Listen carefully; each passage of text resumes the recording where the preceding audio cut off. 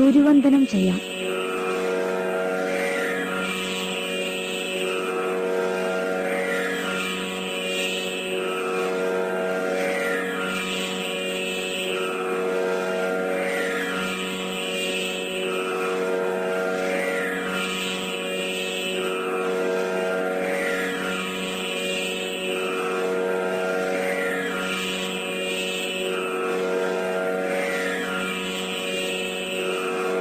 അടുത്തത് പ്രാണധ്യാനം.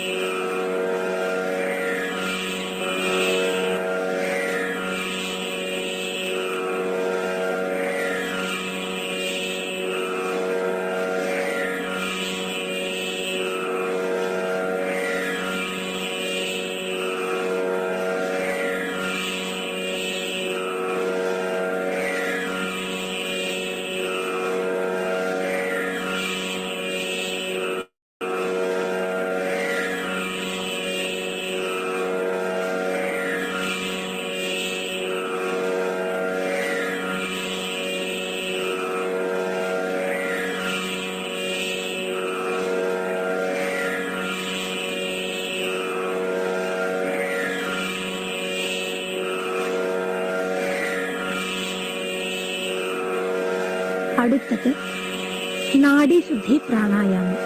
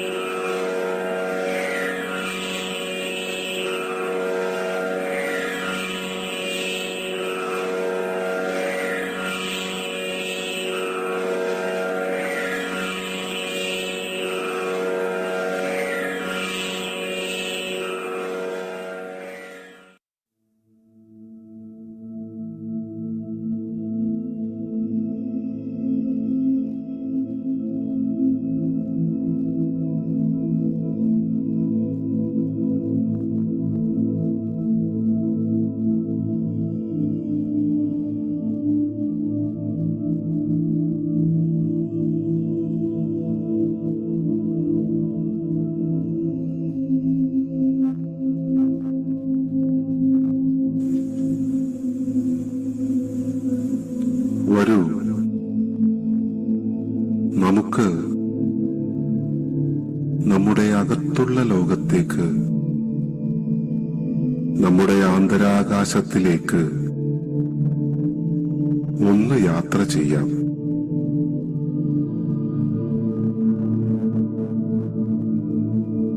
നമ്മിലെ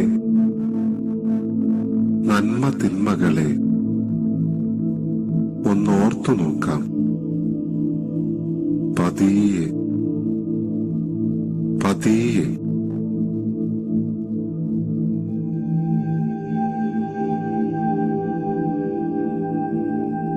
നമ്മുടെ രൂപമൊന്നോർക്കാം.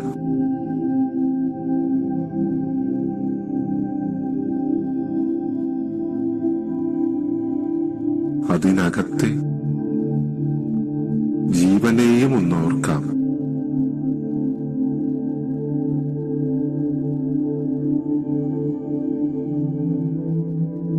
ആ ജീവന്റെ പ്രതിഫലനമാകുന്ന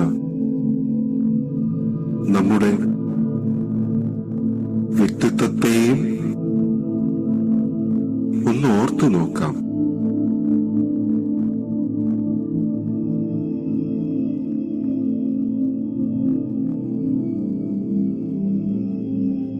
ഇനി പതിയെ നമ്മുടെ അമ്മയച്ഛന്മാരെ, ഗുരുക്കന്മാരെ, സഹോദരങ്ങളെ, ഇണയെ,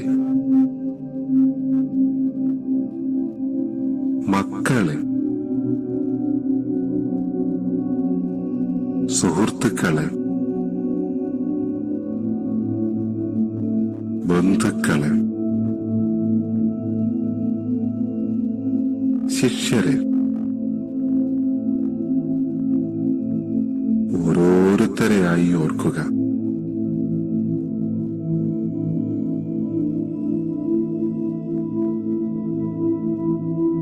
ഇന്നത്തെ ദിനം വരെ നാം അവർക്കായി നൽകിയ സന്തോഷങ്ങളെത്ര, ദുഃഖങ്ങളെത്ര, അവരോട് തോന്നിയ കാരുണ്യമെത്ര, നമ്മിലെ നന്മയും തിന്മയും ഇനി ഒരിക്കലും അവരെ ആരെയും നോവിക്കാതിരിക്കുവാൻ ശ്രദ്ധിക്കുമെന്ന് നമുക്കുറപ്പിക്കാം.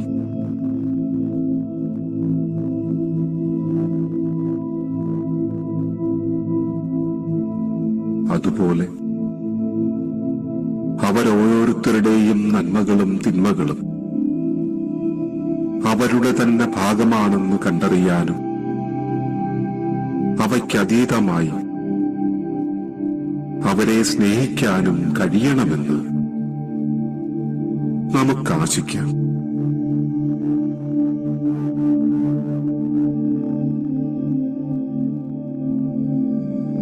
പതിയെ നമ്മുടെ അയൽപക്കക്കാരെ, പരിചയക്കാരെ, ഇടപാടുകാരെ ഒക്കെയൊക്കെ ഓർക്കുക.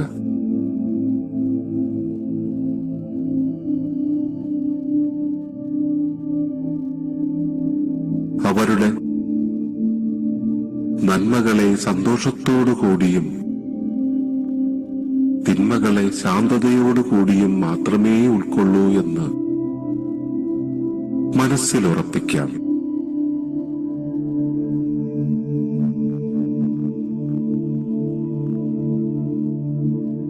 നമ്മുടെ നോക്കോ വാക്കോ പ്രവൃത്തിയോ വസ്തുവോ ഉപകരണമോ വളർത്തുമൃഗമോ വാഹനമോ ഒന്നുകൊണ്ടും അവർക്കാർക്കും ഒരു നോവുമുണ്ടാക്കാതിരിക്കുവാൻ ശ്രദ്ധിക്കുമെന്ന് നമുക്കുറപ്പിക്കാം.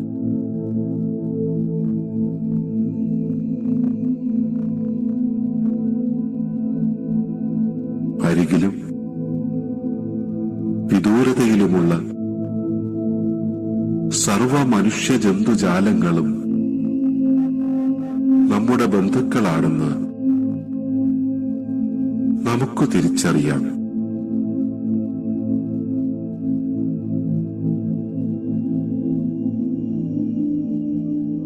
അവരിൽ നിന്ന് വാങ്ങിയും അവർക്കുള്ളത് കൊടുത്തും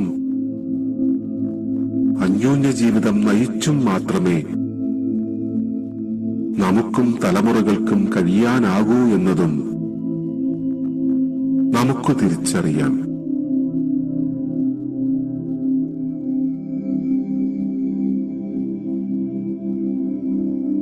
എല്ലാവരും നമ്മുടെ ബന്ധുക്കളാണെന്ന സത്യത്തെ നമുക്ക് അംഗീകരിക്കാം.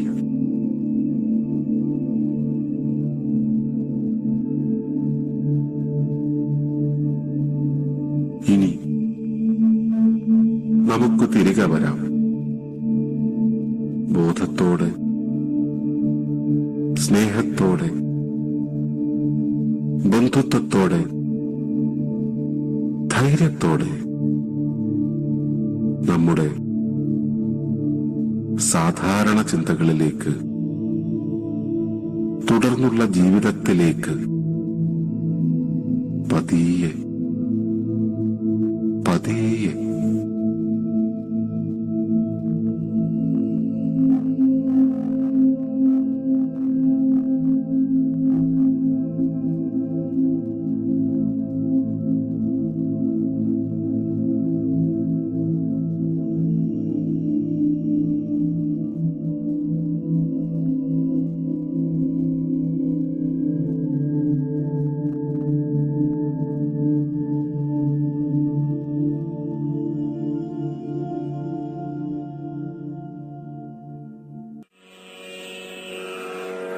കർമ്മ ചെയ്യുവാനായിട്ട് എഴുന്നേറ്റ് നിൽക്കുക.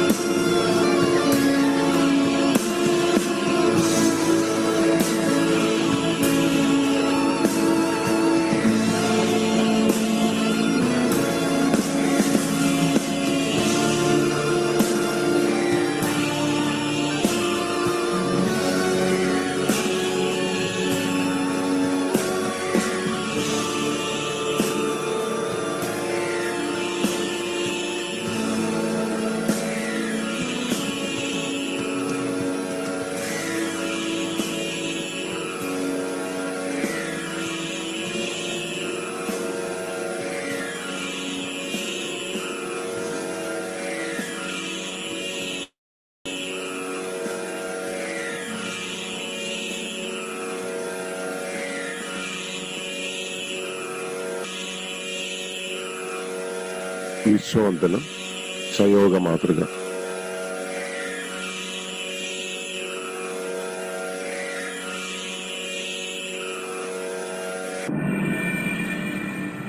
ഗുരുവന്ദനം.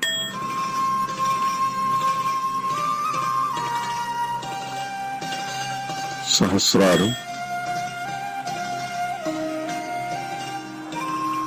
പുനാഹതം.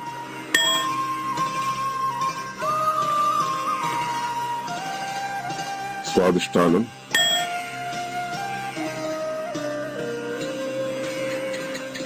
പതലം, ഇടുപ്പ്.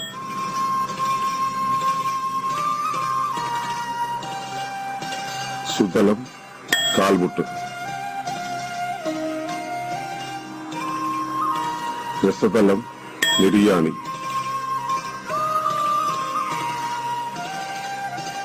പാതാളം, ഭൂമി. മഹാതലം, പാദം.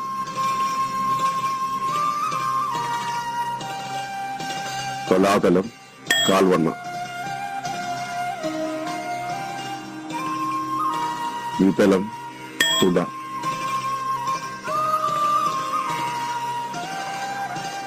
മൂലാധാരം.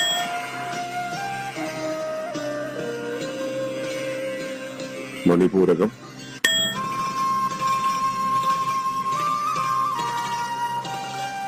വിശുദ്ധി.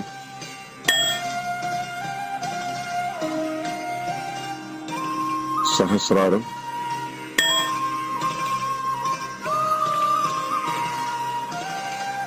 സത്യലോകം.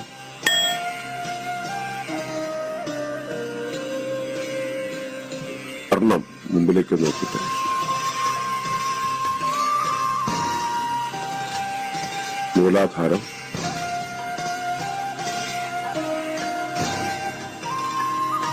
സ്വാദിഷ്ഠാനം.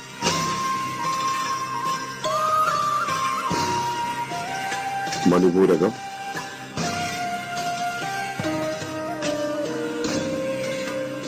അനാഹതം.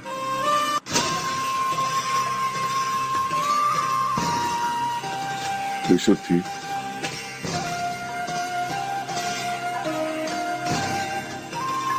ആജ്ഞ.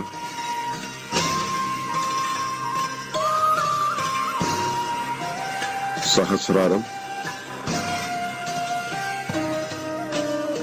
വലത്തോട്ട് തിരിയുക. കർണം.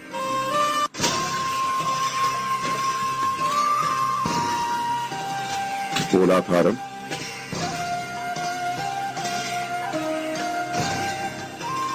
സ്വാദിഷ്ഠാനം.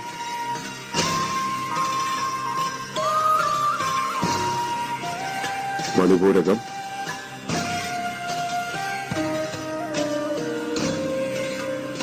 അനാഹതം.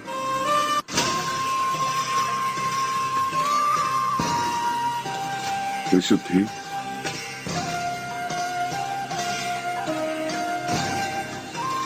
ആജ്ഞ.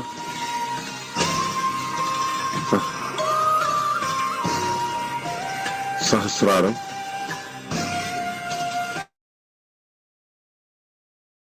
കർണം.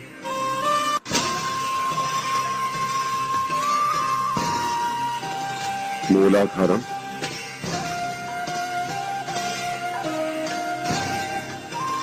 സ്വാദിഷ്ഠാനം.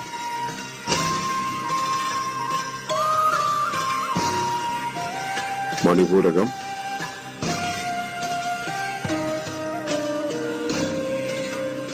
അനാഹതം.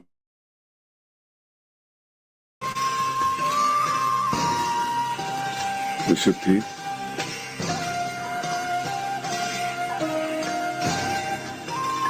ആജ്ഞ.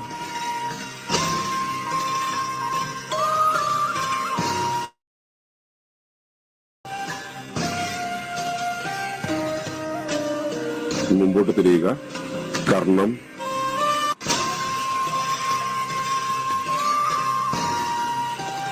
മൂലാധാരം.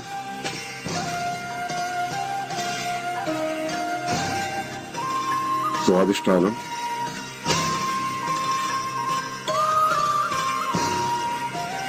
മണിപൂരകം.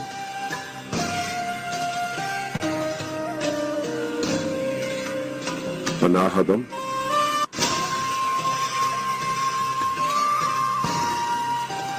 വിശുദ്ധി,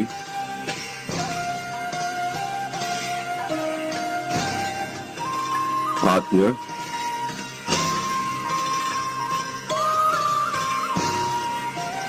സഹസ്രാരം. ഇനി ഗുരുവന്ദനം.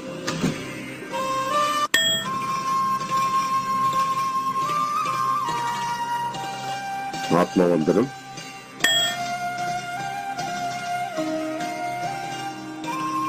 ഭൂമിവന്ദനം,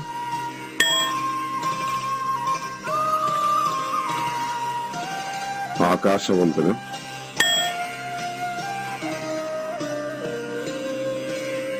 വിശ്വവന്ദനം,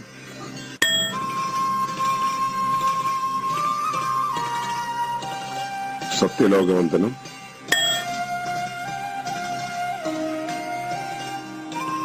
വിശ്വവന്ദനം,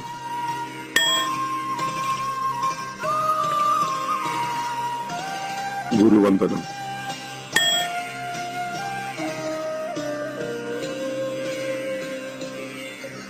മുദ്ര.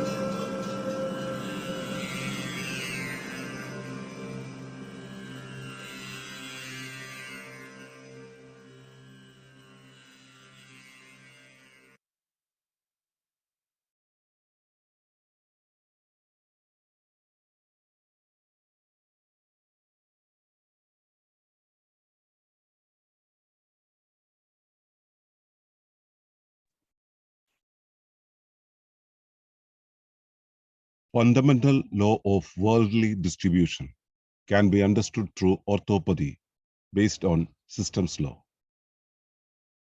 വ്യവസ്ഥാ നിയമത്തെ അറിഞ്ഞുകൊണ്ട് സഹജാരോഗ്യത്തെ ബോധ്യം വന്നവർക്ക് പ്രകൃത്യാത്മീയതയെയും പ്രകൃതി മനഃശാസ്ത്രത്തെയും ആത്മത്തെയും ഈശ്വരീയത്തെയും മനസ്സിലാക്കാൻ കഴിയും.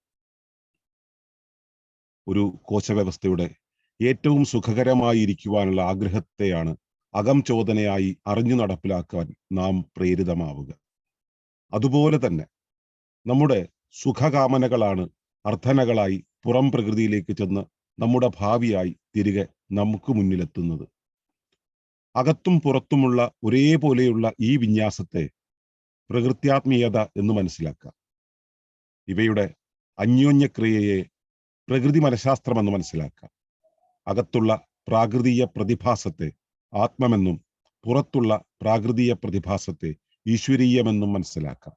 അതിനാൽ വ്യവസ്ഥാ നിയമത്തെ സമഗ്രമായി അറിഞ്ഞുകൊണ്ട് സഹജാരോഗ്യ പരിപാലനത്തെ അഥവാ പ്രകൃതി ചികിത്സയെ പഠിക്കുക.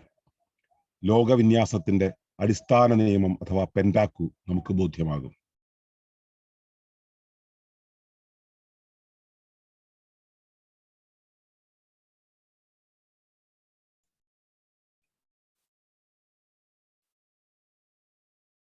ഏവർക്കും നമസ്കാരം.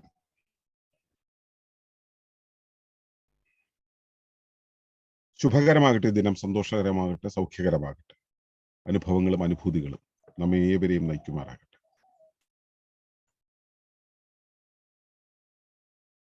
ലോകം മുഴുവൻ പരന്നു കിടക്കുന്ന അനന്തകോടി സത്തകൾ നാം അറിയുന്നുണ്ട്. എന്തൊരു വൈവിധ്യമാണ് അവയ്ക്ക്. എല്ലാം വ്യത്യസ്ത രീതിയിൽ, വ്യത്യസ്ത രൂപത്തിൽ, വ്യത്യസ്ത ഭാവത്തിൽ നിലനിൽക്കുന്നു. എങ്കിലും ഇവയെല്ലാം വ്യത്യസ്ത രൂപത്തിലും വ്യത്യസ്ത അളവിലും വ്യത്യസ്ത സ്ഥാനങ്ങളിലും വ്യത്യസ്ത ഭാവത്തിലും നിലനിൽക്കുന്നു. എങ്കിലും ഇവയുടെ അടിസ്ഥാനപരമായ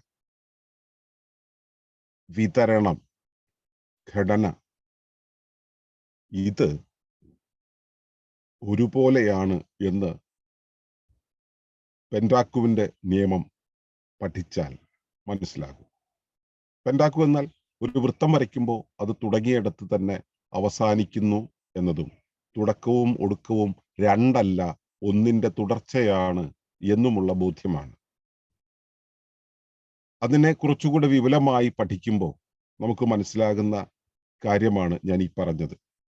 ഇത് ബോധ്യപ്പെടാൻ ഏറ്റവും ശക്തമായ ഒരു ഭാഷ്യം നമുക്കുള്ളത് വ്യവസ്ഥാവീക്ഷണം എന്ന ശാസ്ത്ര സങ്കേതത്തിലൂടെയാണ്. അതിൻ്റെ പ്രാദേശികവും പ്രായോഗികവുമായ ഒരു ആപ്ലിക്കേഷനാണ് ഓർത്തോപ്പതി അഥവാ പ്രകൃതി ചികിത്സ. പ്രകൃതി ചികിത്സ എന്നുള്ളതിന് 2-3 മുഖങ്ങളുണ്ട്. ഒന്ന്, പാരമ്പര്യമായി തുടർന്നു വന്നിരുന്ന വിഭവങ്ങളെ ആശ്രയിച്ചുകൊണ്ട്, പ്രകൃതി വിഭവങ്ങളെ ആശ്രയിച്ചുകൊണ്ടുള്ള ചികിത്സാ രീതി.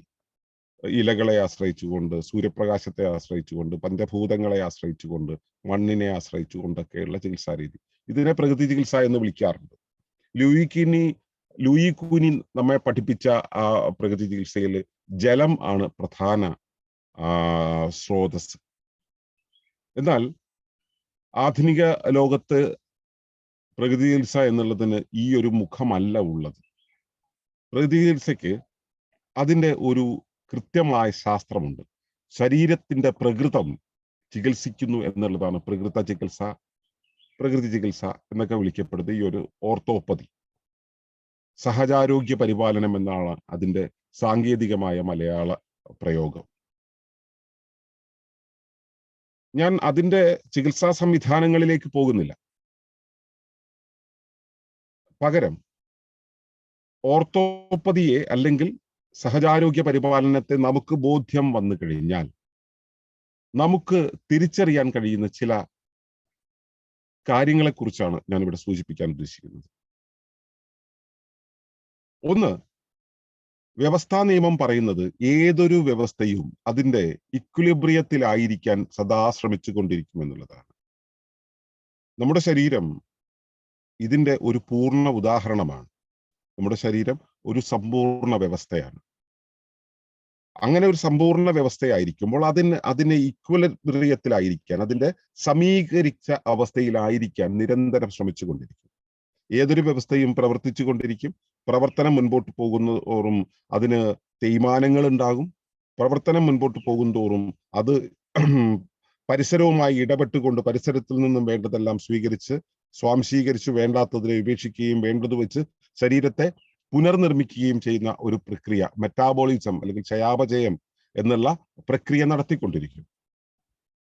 അതിലൂടെ ശരീരം അതിൻ്റെ ഇക്വിലിബ്രിയം അല്ലെങ്കിൽ സമീകൃത അവസ്ഥ പാലിക്കുകയാണ്. ഈ സമീകൃതാവസ്ഥ പാലിക്കാനുള്ള നിരന്തരമായ ബോധ്യം, പരിശ്രമം ഒരു ജീവസത്ത എന്ന രീതിയിൽ നമ്മുടെ ശരീരം തുടർന്നുകൊണ്ടേയിരിക്കുന്നുണ്ട്. അങ്ങനെ ആയിരിക്കുമ്പോഴാണ് സുഖമായിരിക്കുക, സ്വാസ്ഥ്യത്തിലായിരിക്കുക. അങ്ങനെ സ്വാസ്ഥ്യം അല്ലെങ്കിൽ സുഖം എന്നുള്ള ഒരവസ്ഥയെ നിലനിർത്താൻ വേണ്ടിയുള്ള നമ്മുടെ ശരീരത്തിന്റെ പ്രവർത്തനത്തെ, അതിനുവേണ്ടി ഉള്ളിൽ നിന്നും ഉണ്ടാകുന്ന ആഗ്രഹത്തെ അകംചോദനയായി നമ്മൾ മനസ്സിലാക്കിക്കൊണ്ടാണ് നാം നിരന്തരം ശ്രമിക്കുക. നോക്കൂ, നിങ്ങൾ ഇവിടെ ഇത് കേൾക്കാനായിട്ട് ഇരുന്ന ഒരു ശാരീരിക നിലയിൽ അല്ല ഇപ്പോൾ ഇരിക്കുന്നത്. ഒന്ന് മാറിയിരുന്നിട്ടുണ്ടാവും. ആ ഓരോ മാറിയിരുത്തവും നമ്മുടെ ഒരു കൺവീനിയൻറ്റ് സ്റ്റേറ്റിൽ നിന്നും അടുത്ത കൺവീനിയൻറ്റ് സ്റ്റേറ്റിലേക്കുള്ള മാറ്റമാണ്. ഇതാണ് പ്രപഞ്ചത്തിന്റെ ബോധപരിണാമത്തിന്റെ അടിസ്ഥാന തത്വം. പ്രപഞ്ചത്തിന്റെ സഞ്ചാലനത്തിന്റെ തന്നെ അടിസ്ഥാനം എന്ന് പറയുന്നത് പരമമായ ബോധം, ശുദ്ധമായ ബോധം, അഗുണമോ നിർഗുണമോ സഗുണമോ ആയ ബോധം അതിൻ്റെ സൗഖ്യത്തിനു വേണ്ടി, അതിൻ്റെ കൺവീനിയൻറ്റ് സ്റ്റേറ്റിന് വേണ്ടി നിരന്തരം പ്രയത്നിക്കുന്നു എന്നുള്ളതാണ്. അതിലൂടെയാണ് പ്രപഞ്ച സഞ്ചാലനം നടക്കുന്നത്. ഇത് തന്നെ നമ്മുടെ ശരീരത്തിലും നമ്മുടെ ശരീരമാകുന്ന വ്യവസ്ഥയിലും ഇത് ബാധകമാണ്. അപ്പോൾ നിരന്തരമായ സൗഖ്യത്തിനു വേണ്ടിയുള്ള പരിശ്രമമാണ് നമ്മുടെ ശരീരത്തിന്റെ മുൻപോട്ട് പോക്കിനെ പ്രേരിപ്പിക്കുന്നത്, നിലനിൽപ്പിനെ പ്രേരിപ്പിക്കുന്നത്. സൗഖ്യമെന്ന് നാം തെറ്റിദ്ധരിക്കുന്ന കാര്യങ്ങൾ ചെയ്യുക വഴി നമ്മുടെ ശരീരം അതിന്റെ വഴി തെറ്റി പോകുമ്പോൾ, പ്രവർത്തനത്തിന്റെ വേഗം കൂടുമ്പോൾ, ശരീരം ടർബുലന്റ് ആയിട്ടുള്ള ഒരു സ്റ്റേറ്റിലേക്ക് പോയിക്കൊണ്ടിരിക്കുമ്പോൾ അതിൽ നിന്നും തിരികെ വരുവാനുള്ള ഒരു പ്രവണത, റെസിലിയൻസിലേക്കുള്ള ഒരു പ്രവണതയും ഈ വ്യവസ്ഥാ നിയമത്തിന്റെ ഭാഗമായിട്ടുണ്ട്. അതുകൊണ്ട് തന്നെ ഒരു പ്രത്യേക പരിധി കഴിഞ്ഞാൽ, ശരീരം ടർബുലന്റ് ആകുന്ന ഒരവസ്ഥ, ശരീരം പ്രക്ഷുബ്ധമാകുന്ന ഒരു അവസ്ഥയിലേക്ക് പോയി കഴിഞ്ഞാൽ തിരികെ വരുവാൻ നമുക്ക് പ്രവണത വരും. അതുകൊണ്ടാണ് പകൽ നമ്മൾ പുറത്തേക്ക് ഇറങ്ങി പ്രവർത്തനങ്ങളിലൊക്കെ ഏർപ്പെട്ട് കഴിയുമ്പോൾ വൈകുന്നേരമാകുമ്പോഴേക്കും കൂടണയാനും നമ്മുടെ അടുത്തുള്ള ആളുകളോട് സംവദിക്കാനും, അതിനുശേഷം നമ്മളോട് മാത്രമായി സംവദിക്കാനും, പിന്നെ നമ്മുടെ ശരീരത്തോട് മാത്രം സംവദിക്കാനും, പിന്നെ ശരീരത്തോടുള്ള സംവേദനം പോലും ഒഴിവാക്കി നമ്മൾ പൂർണ്ണമായ വിശ്രമത്തിലേക്കും ചെന്നെത്തുന്നത്. അതിലൂടെ റീഫോം ചെയ്യുന്ന ശരീരം വെച്ചിട്ടാണ് വീണ്ടും രാവിലെ ഇതേ പ്രോസസ്സിലൂടെ നമ്മൾ കടന്നു പോകുന്നത്. അപ്പോൾ ഈ ഒരു പ്രക്രിയ വഴി ശരീരം നിരന്തരമായിട്ട് അതിന്റെ ഇക്വിലിബ്രിയം, ഡൈനാമിക് ബാലൻസ് എന്നുള്ള ഒരവസ്ഥ മെയിൻറ്റെയിൻ ചെയ്യാൻ ശ്രമിക്കുന്നുണ്ട്. ഇതേപോലെ തന്നെയാണ് നമ്മുടെ സുഖകാമനകൾ നമ്മൾ ഒരു അർത്ഥനയായി നമ്മൾ പുറത്തേക്ക്, വ്യവസ്ഥയുടെ പുറത്തേക്ക് വിക്ഷേപിക്കുന്ന സമയത്ത് അത് പുറം പ്രകൃതിയിൽ ചെന്നിട്ട് അത് നമ്മുടെ ഭാവി എന്നുള്ള അവസ്ഥയായിട്ട്, സംഭവങ്ങളായിട്ട്, വസ്തുക്കളായിട്ട്, വസ്തുതകളായിട്ട് നമ്മുടെ ജീവിതത്തിലേക്ക് തിരികെ വന്നുകൊണ്ടിരിക്കും. അതിന് കാരണം എന്ന് പറയുന്നത്, നാം വിക്ഷേപിക്കുന്ന അർത്ഥന പുറം പ്രകൃതിയിൽ അസ്വാസ്ഥ്യമുണ്ടാക്കുമ്പോൾ അത് ബാലൻസ് ചെയ്യാൻ വേണ്ടിയാണ് പ്രകൃതി നമുക്ക് ഇത് മുന്നിലേക്ക് എത്തിച്ചു തരുന്നത് എന്നതാണ്. ഇപ്പോ നമ്മൾ ശ്വാസകോശത്തിൽ നിന്നും പരമാവധി ശ്വാസം വെളിയിലേക്ക് വിട്ടു കഴിഞ്ഞാൽ പിന്നെ നമ്മൾ പ്രത്യേകിച്ച് ഒന്നും ചെയ്യേണ്ട, അത് റിലീസ് ചെയ്താൽ, ജസ്റ്റ് ആ ബലം ഒഴിവാക്കിയാൽ മാത്രം വായു നമുക്കകത്തേക്ക് കയറും. ഒരു ബലൂണിലെ കാറ്റ് നമ്മൾ ഊതി വീർപ്പിച്ചതിന്റെ ബലം ഒഴിവാക്കിയാൽ അത് കാറ്റ് മുഴുവൻ വെളിയിൽ പോയിട്ട് ബലൂൺ സാധാരണ അന്തരീക്ഷ മർദ്ദത്തിന്റെ തലത്തിലേക്ക് വന്നു കഴിയുമ്പോൾ ആ കാറ്റ് വെളിയിലേക്ക് കളയുന്നത് നിർത്തി അവിടെ നിൽക്കും. അപ്പോൾ ഈ ഇക്വിലിബ്രിയം മെയിൻറ്റെയിൻ ചെയ്യുന്ന ഒരവസ്ഥ നമ്മുടെ ശരീരത്തിന് വെളിയിലുള്ള വ്യവസ്ഥയിലുമുണ്ട്. വ്യവസ്ഥാ നിയമപ്രകാരം കൂടുകൾക്കകത്ത് കൂടുകളായി നിലനിൽക്കുന്നു എന്നാണ്. അപ്പോൾ പ്രകൃതിയാകുന്ന കൂടിനകത്താണ് മനുഷ്യ ശരീരം ഉണ്ടാകുന്നത്, അതിനകത്താണ് കോശങ്ങൾ ഉണ്ടാകുന്നത്, കലകൾ ഉണ്ടാകുന്നത്, അതിനകത്താണ് കോശങ്ങൾ ഉണ്ടാകുന്നത്. ഈ ഒരു ക്രമമുണ്ട്, കൂടുകൾക്കകത്ത് കൂടുകളായിട്ടുള്ള ക്രമം. ഇതിലെ ഏതൊരു കൂടിനെ എടുത്തു കഴിഞ്ഞാലും ഈ പറയുന്നത് പോലെ അതിന്റെ ആ ഇക്വിലിബ്രിയം മെയിൻറ്റെയിൻ ചെയ്യാൻ വേണ്ടിയുള്ള പരിശ്രമത്തിന്റെ ഭാഗമായിട്ടാണ് അതിന്റെ അകം വ്യവസ്ഥകളോടും പുറം വ്യവസ്ഥകളോടും ഒക്കെ അത് ചേർന്ന് പ്രവർത്തിക്കുന്നു.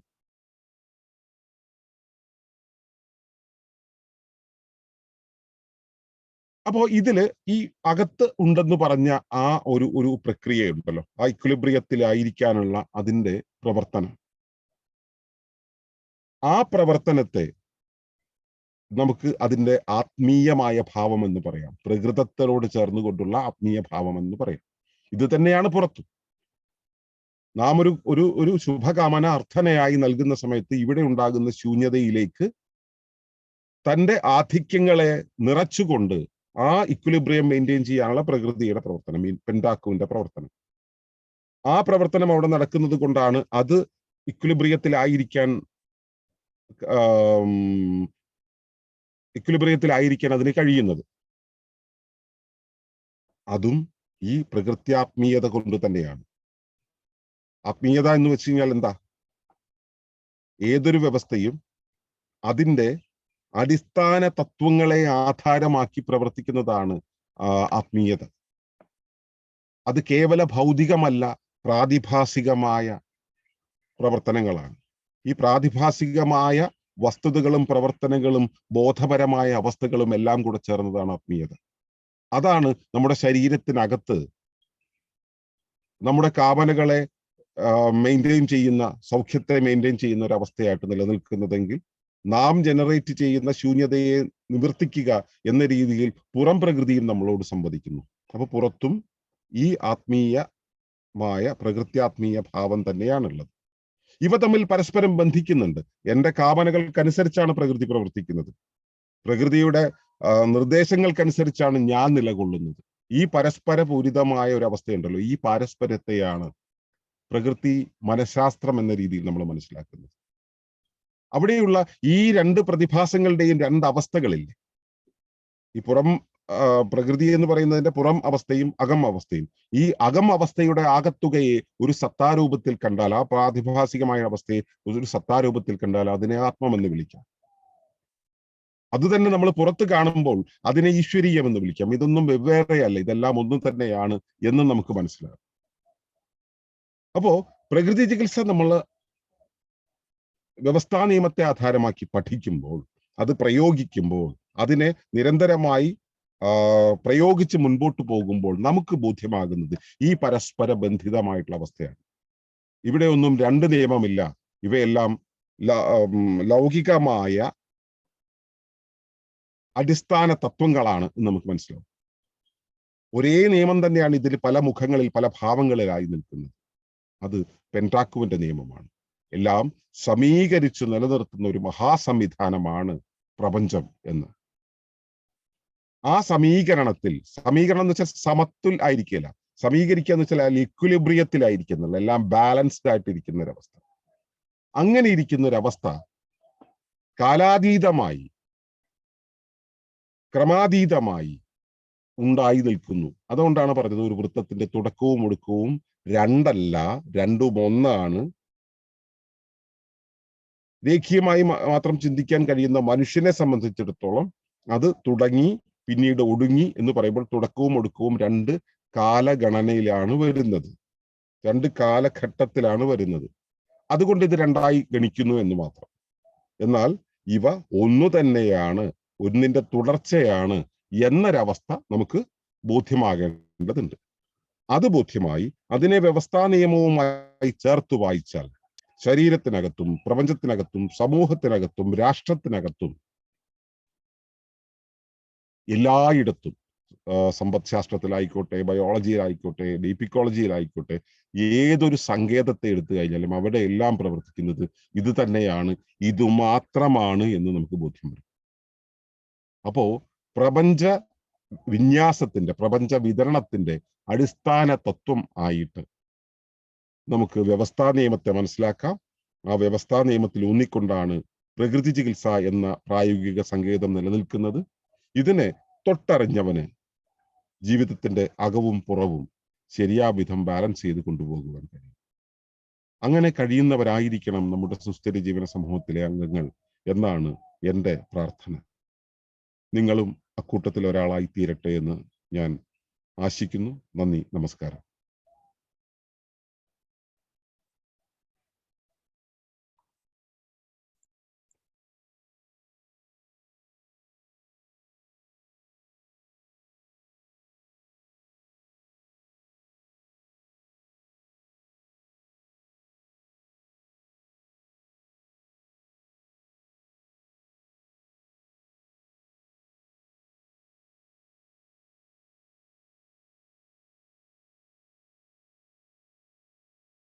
ശാന്തി ധ്യാനം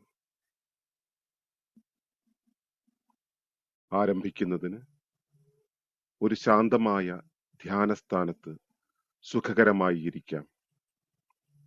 നട്ടെല്ല് നിവർത്തി വയ്ക്കാം.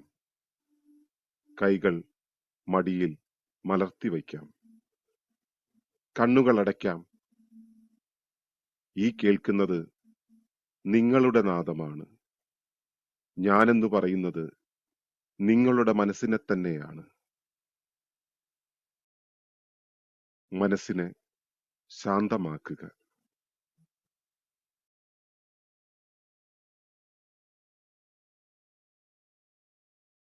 പതിയെ ദീർഘശ്വാസമെടുക്കുക. കുറച്ചു നിമിഷങ്ങൾ ശ്വാസത്തെ ശ്രദ്ധിക്കാം.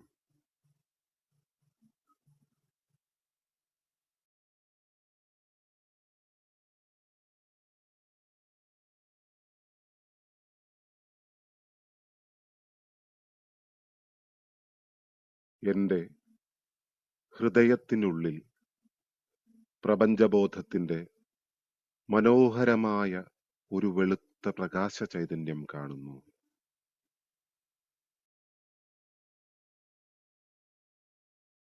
ഓരോ ശ്വാസത്തിലും ആ ചൈതന്യം പതിയെ വികസിക്കുകയും അത് എന്നെ പുതച്ച് ചുറ്റിലും നിറയുകയും ചെയ്യുന്നു.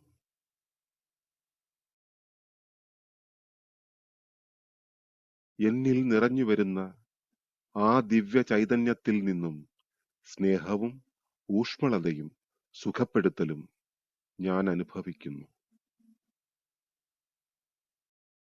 സ്നേഹവും ഊഷ്മളതയും സുഖപ്പെടുത്തലും എന്റെ ഹൃദയത്തിലെ ഈ തെളിഞ്ഞ ചൈതന്യത്തിൽ നിന്നും പുറപ്പെടുന്നു. സ്നേഹവും ഊഷ്മളതയും സുഖപ്പെടുത്തലും എന്റെ ശരീരത്തിലെ ഓരോ കോശത്തിലും വ്യാപിക്കുന്നു.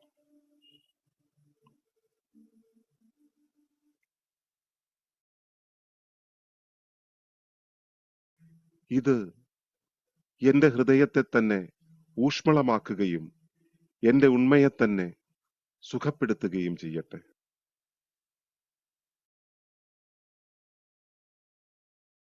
ഈ സുഖപ്പെടുത്തുന്ന മനോഹരമായ പ്രകാശ ചൈതന്യം വികസിക്കുകയും അതിന്റെ തെളിച്ചം വർദ്ധിക്കുകയും എന്റെ ചുറ്റുമുള്ള ഇടം നിറയ്ക്കുകയും ചെയ്യട്ടെ. ഈ വെളിച്ചത്തിന്റെ വിശാലമായ കടലിൽ എന്നെ ഞാൻ സ്വയം കാണുകയാണ്.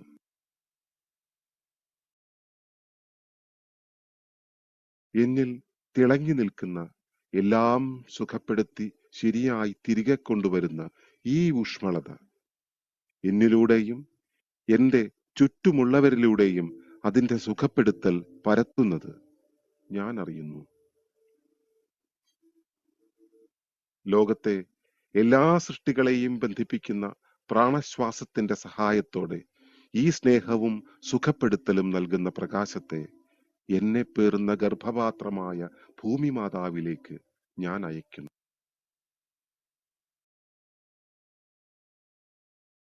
അതുവഴി ഭൂമിയിലെ കോശങ്ങളായ എല്ലാ ജീവജാലങ്ങളെയും ശമിപ്പിക്കുവാനും സുഖപ്പെടുത്തുവാനും ഉയർത്തുവാനും കഴിയട്ടെ.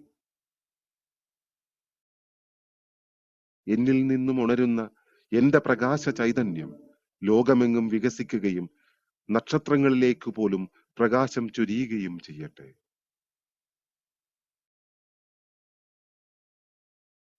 ഇവിടെയെങ്ങും വെളിച്ചമല്ലാതെ മറ്റൊന്നുമില്ല. ഇവിടെയെങ്ങും ചൈതന്യമല്ലാതെ മറ്റൊന്നുമില്ല.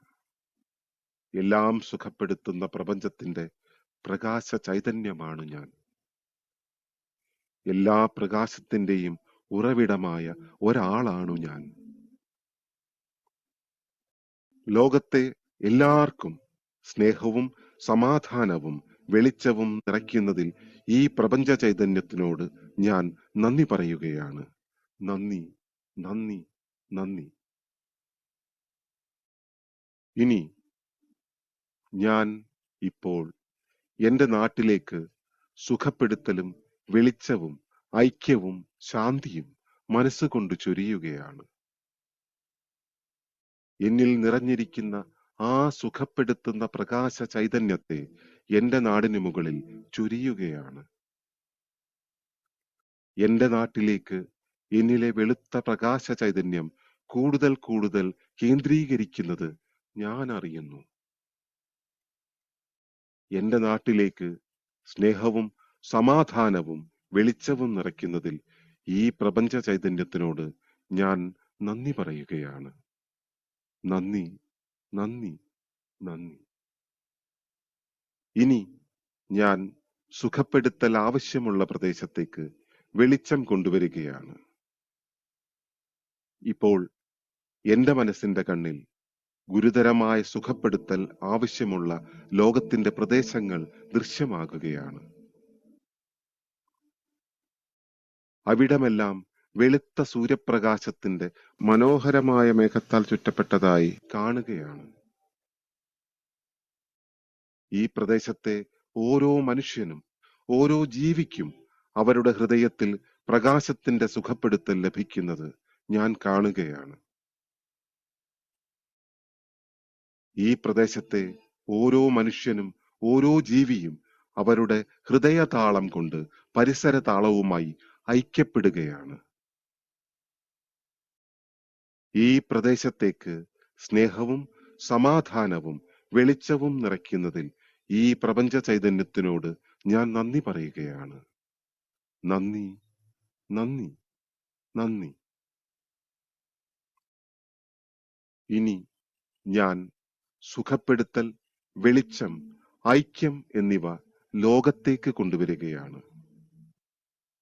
വെളുത്ത സൂര്യപ്രകാശത്തിന്റെ മനോഹരമായ മേഘത്താൽ ചുറ്റപ്പെട്ട എന്റെ രാജ്യം ഞാൻ കാണുകയാണ്. ആ പ്രകാശം ലോകമെമ്പാടും വ്യാപിക്കുകയാണ്. വിവിധ രാജ്യങ്ങളിലെ ഓരോ മനുഷ്യനും ഓരോ ജീവിയും അവരുടെ ഹൃദയത്തിൽ പ്രകാശം നിറഞ്ഞ സൗഖ്യത്തിന്റെ ഊഷ്മളത നിറയ്ക്കുന്നത് ഞാൻ കാണുകയാണ്.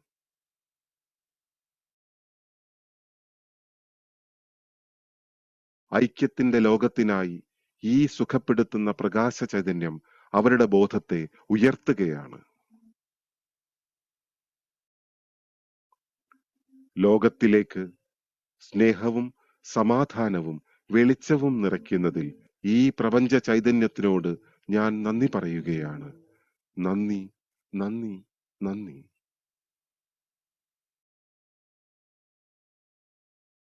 ഇനി ഞാൻ എൻ്റെ പ്രിയപ്പെട്ടവർക്ക് സ്നേഹവും സുഖപ്പെടുത്തലും സന്തോഷവും കൊണ്ടുവരികയാണ്. ഇപ്പോൾ എന്റെ സുഖപ്പെടുത്തലിന്റെ ശ്രദ്ധ എന്റെ പ്രിയപ്പെട്ടവരിലാണ്. എന്റെ മനസ്സിന്റെ പ്രകാശവും ശ്രദ്ധയും എന്റെ പ്രിയപ്പെട്ടവരിലേക്ക് കൊണ്ടുവരികയാണ്. അവർ ഓരോരുത്തർക്കും ചുറ്റുമുള്ള വെളുത്ത പ്രകാശത്തിന്റെ സാന്ദ്രത ദൃശ്യവൽക്കരിക്കുകയാണ്.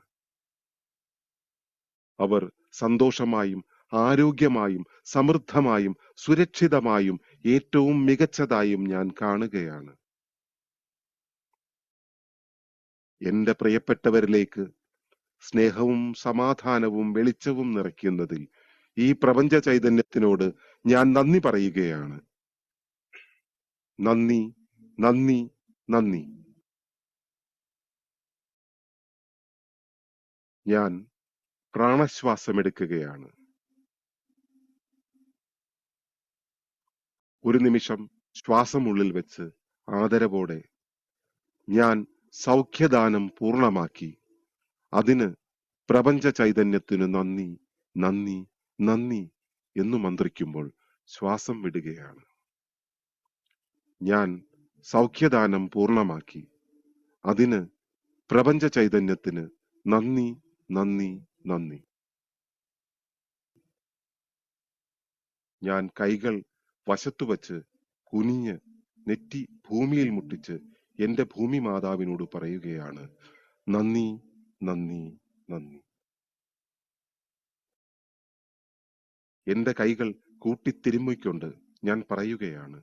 നന്ദി, നന്ദി, നന്ദി. ഞാൻ കണ്ണു തുറന്ന് ചുറ്റിലുമുള്ള എല്ലാരെയും നോക്കി കൈകൂപ്പി നമസ്കരിച്ചുകൊണ്ട് പറയുകയാണ്. നന്ദി, നന്ദി, നന്ദി.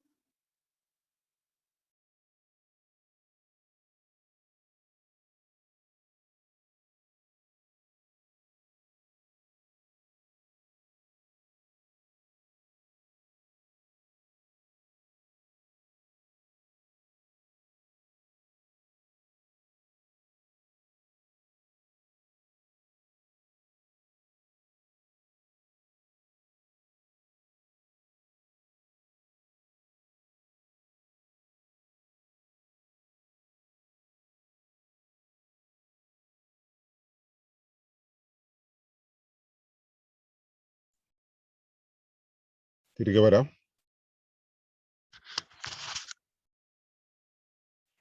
കൃഷ്ണകുമാരേട്ടാ.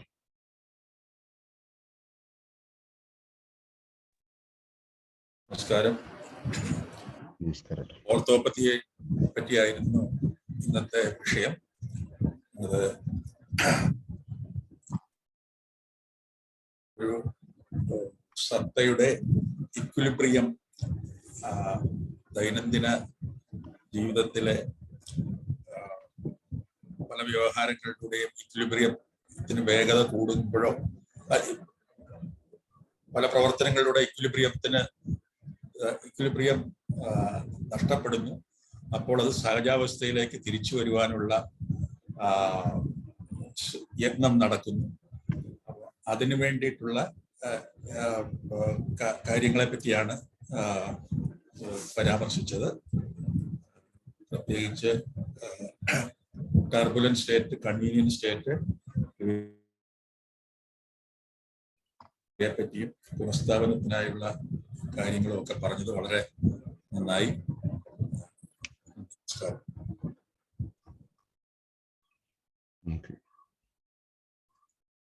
ബിജു?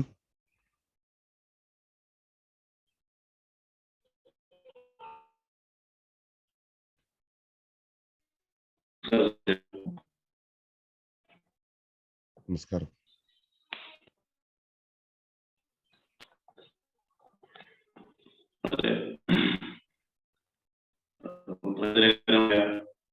ക്ലിയർ ആകുന്നില്ല. റേഞ്ചുള്ള ഭാഗത്തേക്ക് മാറിയിരിക്കാമോ?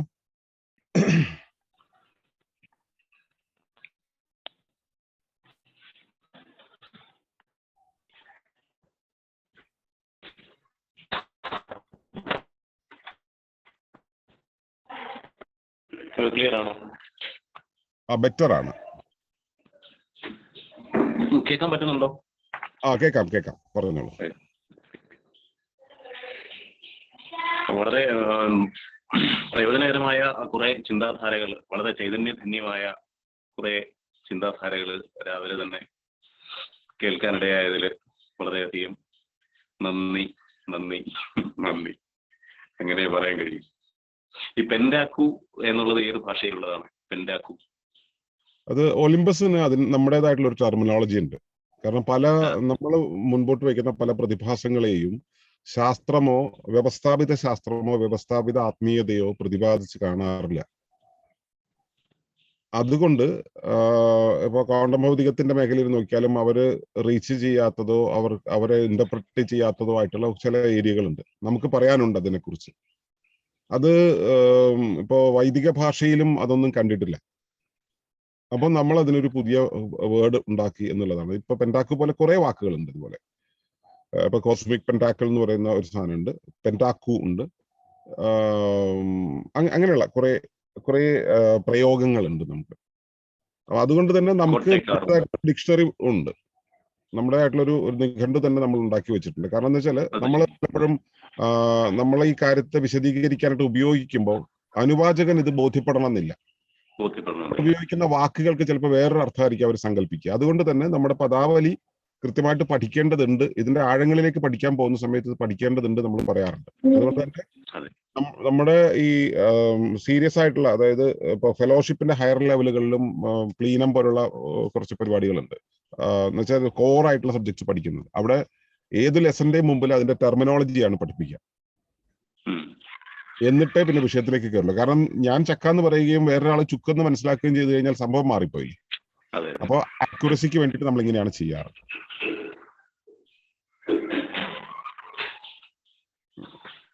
അപ്പോ ഈ പഞ്ചമാനങ്ങളുടെ പഞ്ചീകരണം കൊണ്ടുണ്ടായ ഒരു ഏകീഭാവം, ഇതിന്റെ കാലാതീതമായിട്ടുള്ള ഒരു നൈരന്തര്യമുണ്ട്. അതാണ് സത്യത്തിൽ യൂണിവേഴ്സൽ സ്പോണ്ടേനിറ്റി, പ്രാപഞ്ചിക ഐച്ഛികത എന്ന് പറയുന്നത്. അപ്പോ അത് പ്രാപഞ്ചിക ഐച്ഛികത എന്ന് പറയുന്ന സമയത്ത് അതിനൊരു ഒരു കേവലാർത്ഥം മാത്രമേ വരുന്നുള്ളൂ. ഇവയെല്ലാം കൂടെ ഉൾക്കൊള്ളാനുള്ള ഒരു അർത്ഥം അതിനകത്ത് വരുന്നില്ല. കാരണം ഐച്ഛികത അല്ലെങ്കിൽ യൂണിവേഴ്സൽ ആയിട്ടുള്ള ഒരു സ്പോണ്ടേനിയസ് ആയിട്ടുള്ള സ്റ്റേറ്റ് എന്ന് പറയുമ്പോൾ ഏത് ഭാഷയിലാണെങ്കിലും സ്പോണ്ടേനിയസ് എന്ന് പറയുന്നതിന് ഒരു അർത്ഥമേ ഉള്ളൂ. അതിന് ഒരുപാട് കാര്യങ്ങളെ കണക്ട് ചെയ്തുകൊണ്ടുള്ള ഒരു അർത്ഥം അതിന് സങ്കല്പിക്കുന്നില്ല. ഏത് ഭാഷയിലും, സംസ്കൃതത്തിലാണെങ്കിലും മലയാളത്തിലാണെങ്കിലും ഇംഗ്ലീഷിലാണെങ്കിലും ഗ്രീക്കിലാണെങ്കിലും അതങ്ങനെ തന്നെയാണ് പോകുന്നത്. അതുകൊണ്ട് നമ്മൾ ഇവയെല്ലാം കണക്ട് ചെയ്തുകൊണ്ടാണ് ഇത് പറയുന്നത് എന്നുള്ളത് വരുമ്പോൾ നമുക്ക് ആ വാക്കുകളൊന്നും ഉപയോഗിക്കാൻ പറ്റാണ്ട് വരും. അത് ഇപ്പൊ കോസ്മിക് പെൻടാക്കിൾ എന്നുള്ള ഒരു ആശയമുണ്ട്. അതിനെക്കുറിച്ച് പഠിക്കുമ്പോൾ കൂടുതൽ മനസ്സിലാവും. പഠിച്ചു പോകുമ്പോൾ ഇന്നലെ പറഞ്ഞ പദവും അങ്ങനെ തന്നെ ഡെവലപ്പ് ചെയ്ത പദമാണ് അല്ലേ? കോർട്ടേക്കാർ അത്തരത്തിൽ ഡെവലപ്പ് ചെയ്തതാണ്. അത് സെർബൽ കോർട്ടെക്സിനെ കാർവ് ചെയ്യുന്ന പ്രോസസ്സാണത്. അപ്പൊ അതുകൊണ്ടാണ് കോർട്ടേക്കാർവ് എന്നുള്ള പേരിട്ടത്. നമ്മൾ ആദ്യം അന്വേഷിക്കും, കുറെ അന്വേഷിക്കും, എവിടെങ്കിലും ഇത് കിട്ടുമോ എന്നുള്ളത് അന്വേഷിക്കും, ആരെങ്കിലും ഇത് ചെയ്തിട്ടുണ്ടോ എന്ന് അന്വേഷിക്കും.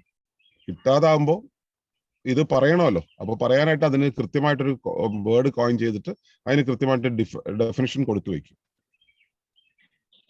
പിന്നെ 10-40 കൊല്ലം കൊണ്ട് ഉണ്ടായതല്ലേ, അതുകൊണ്ട് ഇങ്ങനെയൊക്കെ കുറെ സർക്കസുകൾ കാണിക്കേണ്ടി വരാറുണ്ട്. സന്തോഷം, വളരെ നന്നായിരുന്നു. ഓക്കെ, അതിന് പുതുതായിട്ട് എന്തെങ്കിലും ബോധ്യമായോ? പുതിയതായിട്ട് എന്തെങ്കിലും കിട്ടിയോ? തീർച്ചയായിട്ടും പുതിയ കാര്യങ്ങളാണല്ലോ ഈ പ്രകൃതി പരമായിട്ടുള്ള ചികിത്സ, പ്രകൃതി ചികിത്സ. അപ്പം നേരത്തെ മുമ്പ് പലപ്പോഴും ഇത്തരം ചിന്താധാരകളൊക്കെ കടന്നു പോയിട്ടുണ്ടെങ്കിലും കുറച്ചുകൂടി ശക്തമായ രീതിയിൽ അത് കടന്നു പോകാൻ ഇന്നത്തെ ഈ ധ്യാനവും ഇന്നത്തെ ഈ സത്സംഗവും സഹായിച്ചു. ഓക്കെ, സന്തോഷം ബിജു, സന്തോഷം. ഇതെല്ലാം കഴിഞ്ഞിട്ട് ഇതെല്ലാം കുറച്ച് ദിവസമായിട്ട് കേൾക്കുന്നുണ്ടല്ലോ, ഒഴിവുള്ള ഒരു ദിവസം എന്നെ ഒന്ന് വിളിക്കൂ, നമുക്ക് കുറച്ചു നേരം പേഴ്സണലി ഒന്ന് സംസാരിക്കാം. തീർച്ചയായും. ഓക്കെ, മാളു.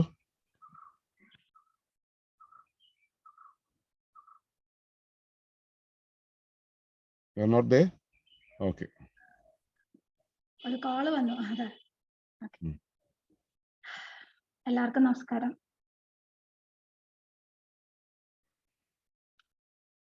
ഇന്നത്തെ സുഭാഷിതം ഒരുപാട് കാര്യങ്ങളിലൂടെ കടന്നുപോയി. ഒരു വ്യവസ്ഥ എങ്ങനെ പ്രവർത്തിക്കുന്നു, അതിന്റെ പ്രകൃതം എന്താണ്, ആ പ്രകൃതത്തിനനുസരിച്ച് അത് പ്രവർത്തിക്കുമ്പോഴാണ് സുഗമമായിട്ട് മുന്നോട്ട് പോകുന്നത്. അപ്പൊ ആ പ്രവർത്തനത്തിൽ ഉണ്ടാകുന്ന തേയ്മാനത്തെ സ്വയം മെയിൻറ്റെയിൻ ചെയ്ത് അതിനെ സന്തുലിതാവസ്ഥയിലേക്ക് എത്തിക്കുക എന്നുള്ളതാണ് അതിന്റെ ധർമ്മമായിട്ട് വരുന്നത്.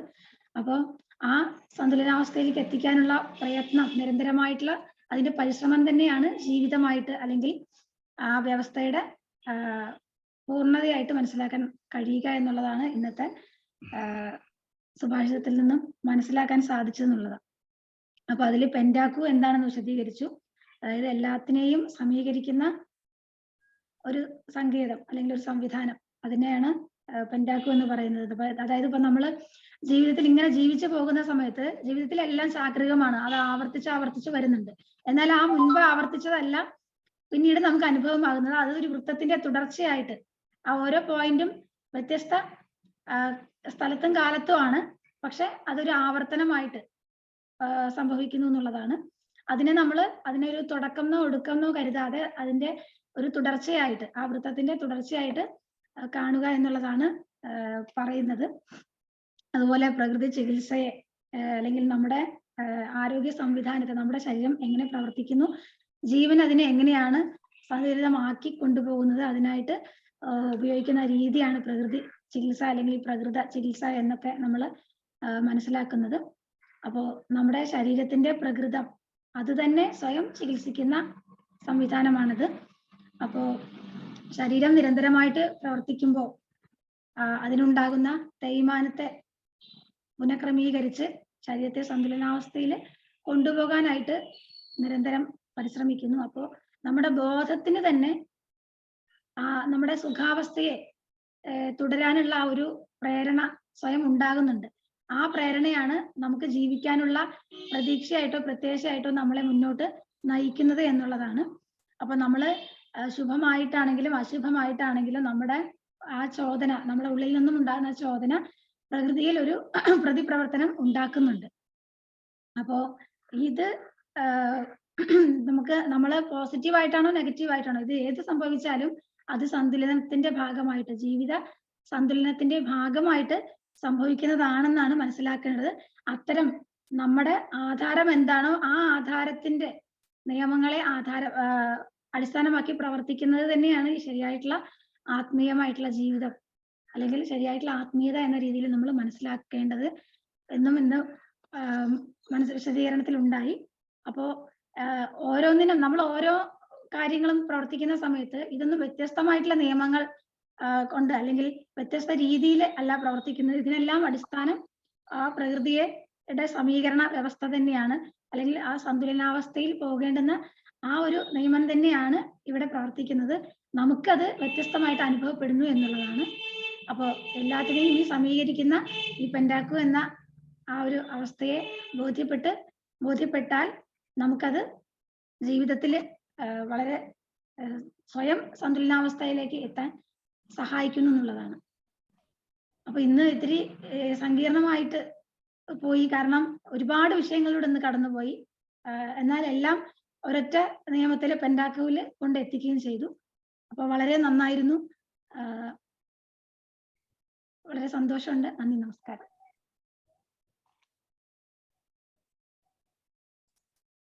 ഓക്കെ, ഇതുവരെ പറഞ്ഞതിൽ ഈ ഐഫോൺ എന്ന് പറയുന്നത് ആരാണ്? ഒന്ന് പരിചയപ്പെടുത്തു. ഞാനാണ്.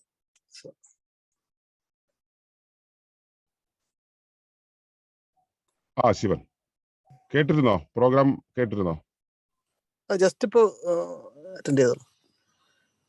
ഇപ്പൊ കയറിയുള്ളൂ. Okay okay. അപ്പോ നമ്മളിപ്പോ ഇത്രയേരം പറഞ്ഞ കാര്യത്തിൽ എന്തെങ്കിലും ക്ലാരിഫിക്കേഷൻ ആവശ്യമുണ്ടോ? ആഴത്തിൽ വേണമെന്നില്ല, പ്രാഥമികമായിട്ടുള്ള എന്തെങ്കിലും ഒരു ക്ലാരിഫിക്കേഷൻ ആവശ്യമുണ്ടെങ്കിൽ പറയൂ. ആഴത്തിലാണെങ്കിലും പ്രശ്നമൊന്നുമില്ല, പറഞ്ഞോളൂ. കാരണം ഇത്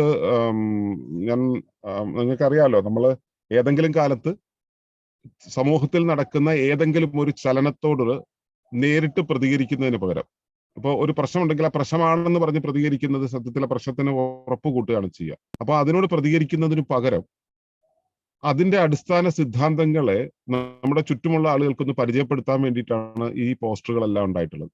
ഈ കഴിഞ്ഞ 10, 12, 15 വർഷങ്ങളായിട്ട് നമ്മൾ സാമൂഹ്യമായിട്ടുള്ള നമ്മുടെ പ്രതികരണങ്ങളാണ് ഈ ഇത്തരത്തിൽ പോസ്റ്ററുകളായിട്ട് പ്രത്യക്ഷമായിട്ടുള്ളത്. അപ്പോൾ ഏതോ ഒരു സമയത്ത് ഉണ്ടായ ഏതോ ഒരു കാര്യത്തോടുള്ള പ്രതികരണമായിരുന്നു ഈ പോസ്റ്റർ. അതുകൊണ്ട് തന്നെ ഇതിന്റെ നീളത്തിൽ നമ്മൾ അന്ന് അത് അവതരിപ്പിക്കുന്ന സമയത്ത് പ്രത്യേകിച്ച് നിബന്ധനകളൊന്നും വെച്ചിട്ടല്ല ചെയ്തത്. ഇതൊരു അവതരണത്തിന് വേണ്ടി ചെയ്തതുമല്ല. പക്ഷെ ഇപ്പോ നമ്മളെ പോസ്റ്ററുകളിലൂടെ യാത്ര ചെയ്ത് പോകുമ്പോൾ ഇന്ന് കിട്ടുന്നത് ഇതാകുന്ന സമയത്ത് ഇതിന്റെ നീളം കുറയ്ക്കുക എന്നുള്ളത് അത്ര സാധ്യമല്ല. അതുകൊണ്ടാണ് യാദൃശ്യമായിട്ട് ഇത്രയും നീളം വരുന്നത്. അതിലെ വിഷയവും അല്പം സങ്കീർണമാണ് എന്നൊരവസ്ഥയും ഉണ്ട്. അപ്പൊ എന്താണെങ്കിലും അതിന്റെ മുകളിൽ എന്തെങ്കിലും ക്ലാരിഫിക്കേഷൻ ആവശ്യമുണ്ടെങ്കിൽ പറയൂ, നമുക്കത് അതിലൂടെ കടന്നു പോകാം. എന്നിട്ട് നമുക്കത് അവസാനിപ്പിക്കാം.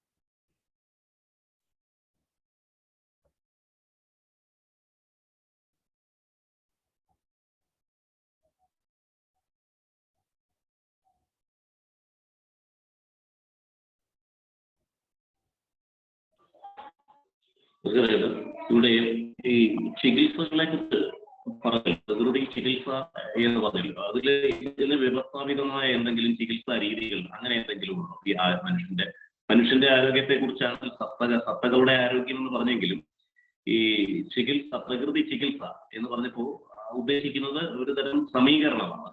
അപ്പോ ആ സമീകരണത്തിന് എന്തെങ്കിലും വ്യവസ്ഥാപിതമായ എന്തെങ്കിലും പ്രൊസീജിയേഴ്സ് ഉണ്ട്.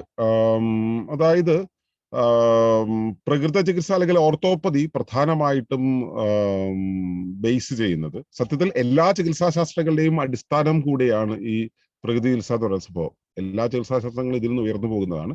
അതിന്റെ ക്ലിയർ ആയിട്ടുള്ള ഒരു വിഷനാണ് പ്രകൃതി ചികിത്സയ്ക്കുള്ളത്. അപ്പൊ ഇതിന്റെ വ്യവസ്ഥാപിത സംവിധാനം എന്ന് പറയുന്നത് ശരീരം ഒരു സ്വയം നിയന്ത്രിത സംവിധാനമാണ്. ശരീരത്തിന്റെ ജീവനാണ് ശരീരത്തെ തന്നെ സൃഷ്ടിച്ചത്. കഴിക്കുന്ന ഒരു ബ്രെഡ് അകത്തേക്ക് ചെല്ലുന്ന സമയത്ത് അത് നാളെ ശരീരമായി മാറുന്നത് ശരീരത്തിന്റെ അകത്തെ ആ സ്വയം നിർമ്മാണ സംവിധാനം ഉപയോഗിച്ചുകൊണ്ടാണ്. അപ്പൊ ആ ഉണ്ടാക്കിയവൻ അറിയാം അത് എന്ത് ചെയ്യണമെന്ന്. അതാണ് സ്വയം പരിചരണം. ആ സ്വയം പരിചരണ സംവിധാനത്തിന് വേണ്ടുന്ന ശക്തി അല്ലെങ്കിൽ ചൈതന്യം നാം സംഭരിക്കുന്നത് നമ്മുടെ പരിസരത്ത് നിന്നുമാണ്. കുറച്ചുകൂടെ സ്പെസിഫിക് ആയിട്ട് പറഞ്ഞു കഴിഞ്ഞാൽ സൂര്യപ്രകാശത്തിൽ അയണീകരിക്കപ്പെടുന്ന അയണീകൃത ഓക്സിജൻ നമ്മുടെ ശരീരത്തിനകത്ത് ചെല്ലുക വഴിയാണ് ഇത് നമ്മുടെ അകത്തേക്ക്, ഈ ശക്തി നമ്മുടെ അകത്തേക്ക് പോകുന്നത്. എന്നാൽ അതുമാത്രമല്ല, അതിനൊപ്പം അതിൻ്റെതായ പ്രതിഭാസങ്ങൾ, യൂണിവേഴ്സൽ ഡൈനാമിസം എന്നുള്ള പ്രാതിഭാസിക അവസ്ഥയും കൂടെ അതിനൊപ്പം ചേരുന്നു. അതിനെയാണ് നമ്മൾ പ്രാണൻ എന്ന് പറയുന്നത്. പക്ഷെ ശാസ്ത്രത്തിന്റെ ഭാഷയിൽ പ്രാണൻ എന്നുള്ളതിന് വലിയ പ്രസക്തിയില്ല. നമ്മൾ അതും കൂടെ ചേർത്താണ് ഇവിടെ മനസ്സിലാക്കുന്നത്. അപ്പോൾ പ്രാണനകത്ത് ചെന്ന് ശരീരത്തിലേക്ക് ഊർജം പകരുന്ന സമയത്ത് ശരീരത്തിനകത്ത് നിരന്തരമായി ചലിച്ചുകൊണ്ടിരിക്കുന്ന ചലനാത്മകത, ആ ജീവിത നൈരന്തര്യം എന്ന് പറയുന്നത് ശരീരത്തിന്റെ ആ ബാലൻസ്, അതായത് ഒരു ചെറിയ ക്ഷതം ഉണ്ടെങ്കിൽ ആ ക്ഷതത്തെ പരിഹരിച്ചുകൊണ്ട് പുനഃസ്ഥാപനം നടത്താനുള്ള ശേഷി ശരീരത്തിനകത്തുണ്ട്. അപ്പോൾ ഈ ഊർജത്തെ അതിനുവേണ്ടി ഉപയോഗിക്കും. നമ്മുടെ അകത്തേക്ക് ചെല്ലുന്ന ഊർജത്തെ ശരീരത്തിന്റെ പുനഃസ്ഥാപനത്തിന് വേണ്ടി ഉപയോഗിക്കുക എന്നുള്ളതാണ് അടുത്ത ധർമ്മം. പക്ഷേ നമ്മുടെ കായികമായിട്ടുള്ള നമ്മുടെ പ്രവർത്തനങ്ങളോ നമ്മുടെ ആന്തരികമായ ശരീരഘടനയുടെ പ്രവർത്തനങ്ങളോ നമ്മൾ നിരന്തരം ട്രിഗർ ചെയ്തുകൊണ്ടിരിക്കുമ്പോൾ, ഉദാഹരണത്തിന് ഭക്ഷണം കഴിച്ചുകൊണ്ടിരിക്കുമ്പോൾ, അല്ലെങ്കിൽ നമ്മൾ കലുഷിതമായ മാനസികാവസ്ഥയിലൂടെ പോകുന്ന സമയത്ത് നമ്മുടെ ശരീരത്തിന് ഈ ഊർജത്തെ മുഴുവൻ ഉപയോഗിക്കേണ്ടി വരും.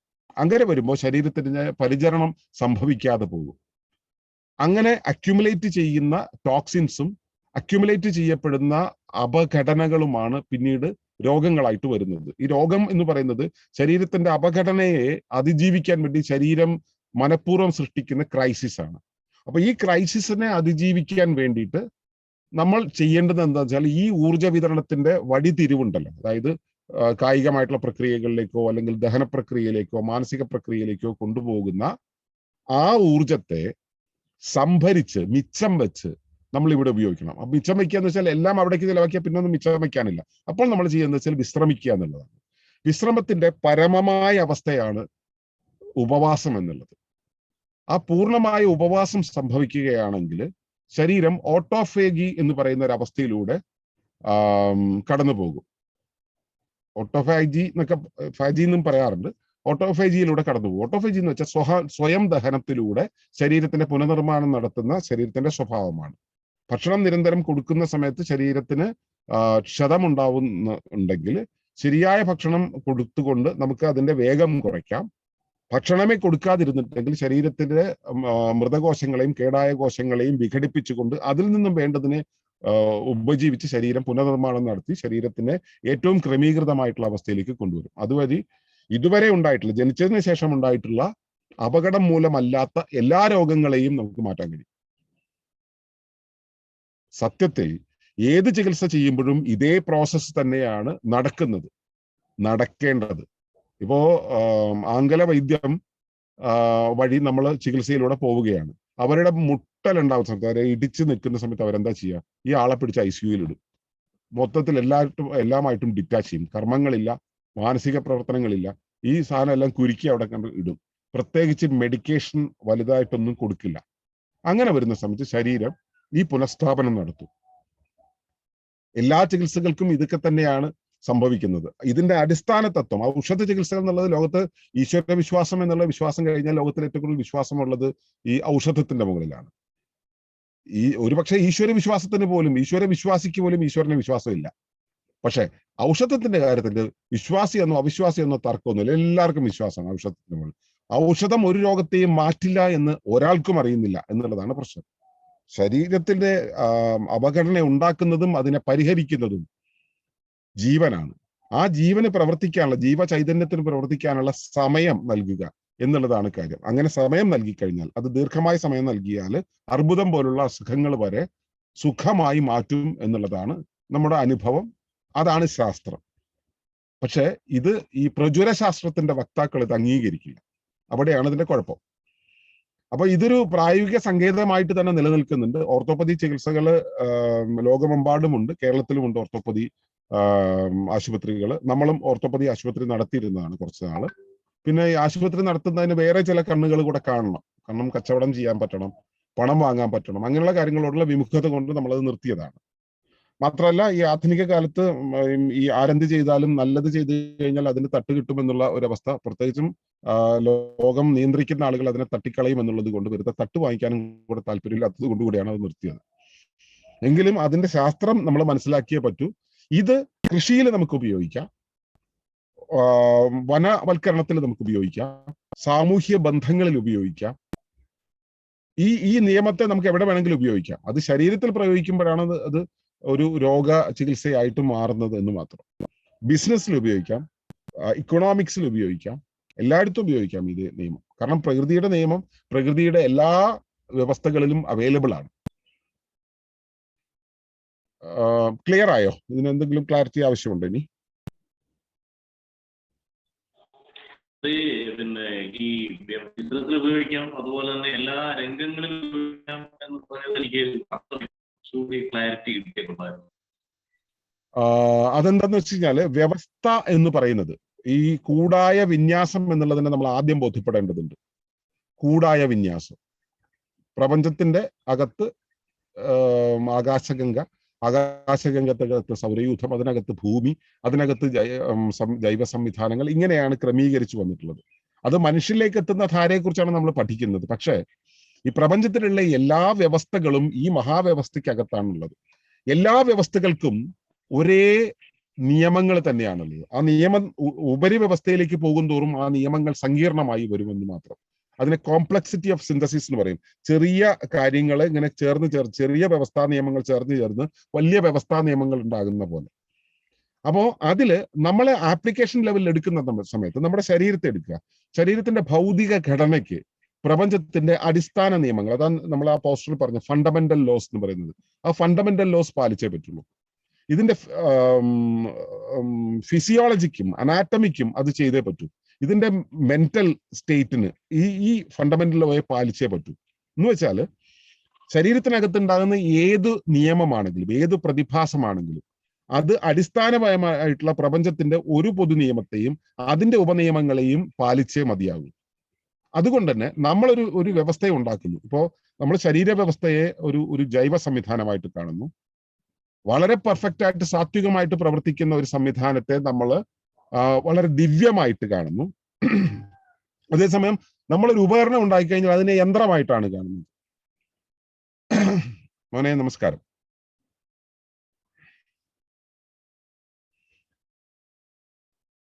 അപ്പോ യന്ത്രമായിട്ടാണ് കാണുന്നത്. ആ യന്ത്രം ഇപ്പൊ ഒരു കാർ എടുക്കുക അല്ലെങ്കിൽ ഒരു സൈക്കിൾ എടുക്കുക, ആ യന്ത്രത്തിലും ഇതേ നിയമം ബാധകമാണ് എന്നുള്ളതാണ് കാര്യം.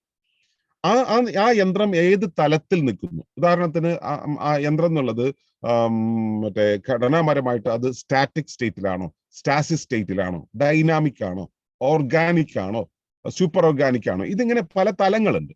ഇത് ഏത് തലത്തിൽ നിൽക്കുന്നു അതിനനുസരിച്ച് ഈ നിയമത്തിന്റെ ഇത്ര ഭാഗം അവിടെ അവൈലബിൾ ആകും, ഈ പ്രതിഭാസത്തിന്റെ ഇത്ര ഭാഗം അവൈലബിൾ ആകുന്നുള്ളതാണ്. അതേ രൂപത്തിൽ നമ്മളിപ്പോ ഉണ്ടാക്കിയ ഇപ്പൊ ഇക്കണോമിക്സ് എന്നുള്ള സംഭവം, നമ്മൾ പണം എന്നുള്ളൊരു വ്യവസ്ഥ, മനുഷ്യന്റെ അധ്വാനത്തെ നമ്മൾ ഒരു പ്രത്യേക ഫ്രെയിമിലാക്കിയിട്ട് മനുഷ്യാധ്വാനത്തിന് തത്തുല്യമായിട്ടുള്ള രീതിയിലുള്ള ധനം സ്വർണത്തിൽ ആരോപിച്ച് സ്വർണത്തെ എടുത്തു വെച്ചിട്ട് ഞാൻ ഈ സ്വർണത്തിന് തത്തുല്യമായിട്ടുള്ള തുക അല്ലെങ്കിൽ സ്വർണം നിനക്ക് തന്നുകൊള്ളാം എന്നുള്ള വാഗ്ദാനം നൽകുന്ന ഒരു പ്രക്രിയ. ഇതാണ് കറൻസി ആയിട്ട് നമ്മുടെ മുന്നിലൂടെ പോകുന്നത്. വാഗ്ദാനമാണ് നമ്മുടെ മുമ്പിൽ കൂടെ പോകുന്നത്. ഈ സാധനം ഒന്നല്ല, മനുഷ്യാധ്വാനത്തെ റെപ്രസെന്റ് ചെയ്തിട്ടാണ് ഈ സാധനങ്ങൾ വരുന്നത്.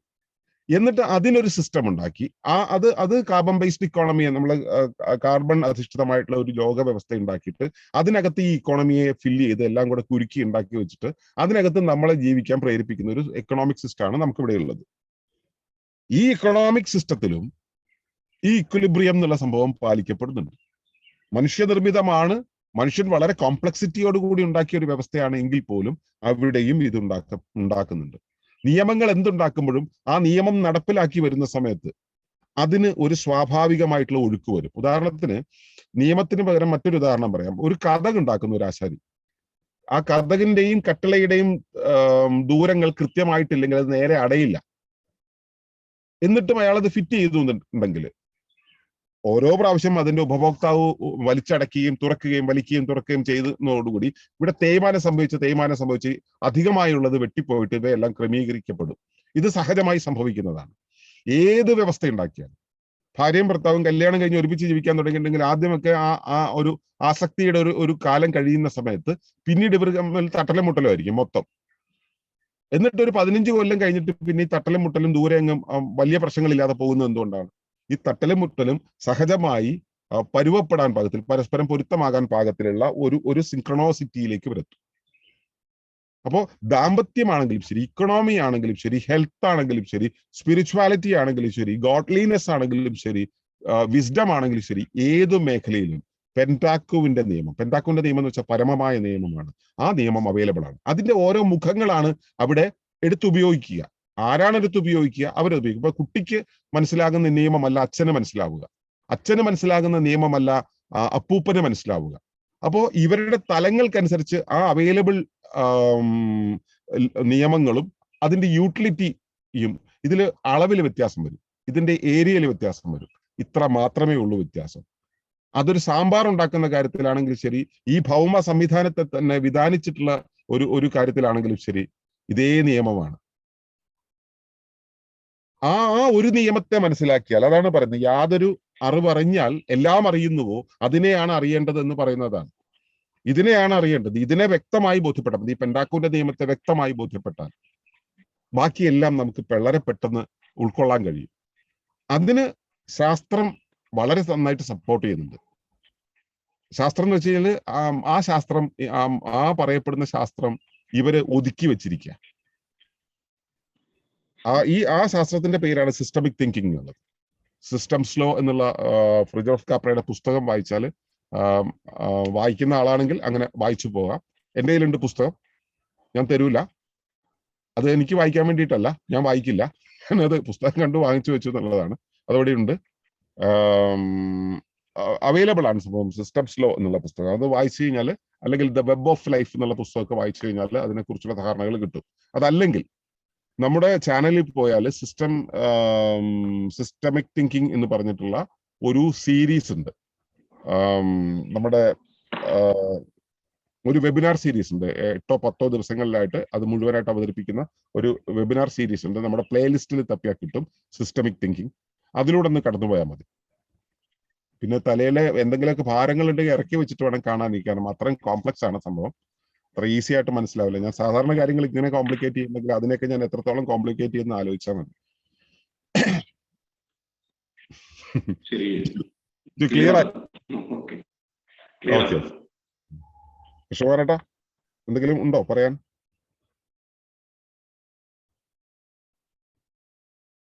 ഒന്നുമില്ല, കൂടുതൽ അറിയാൻ താല്പര്യമുണ്ട്.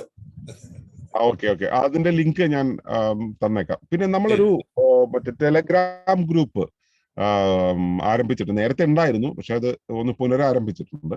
അതിലാകുമ്പോൾ ഒരു 2 ലക്ഷത്തോളം ആളുകൾ അതിനകത്ത് കൊള്ളും എന്നുള്ളത് കൊണ്ട് തന്നെ നമുക്ക് അതുപോലെ തന്നെ പ്രീവിയസ് പോസ്റ്റുകൾ നമുക്ക് കാണാൻ കഴിയും.